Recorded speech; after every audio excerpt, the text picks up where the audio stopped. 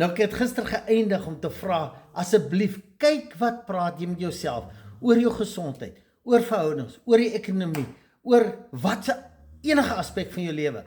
Maar jy weet, die eerste ding wat mense sê, ja my Henny, dis feite en realiteite, wil jy hê ek moet dit nou ignoreer? Nee, jy kan nie. As dit iets is wat klaar in jou lewe is en wat gebeur het, het dit gebeur, jy kan dit nie verander nie.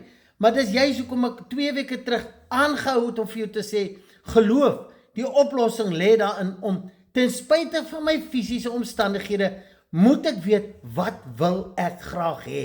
Wat is die oplossing? Wat is die deurbraak waarna ek smag? En dan sê Hebreërs 11 vers 1, ek moet dit sien, ek moet dit praat, asof dit reeds in die fisiese so is.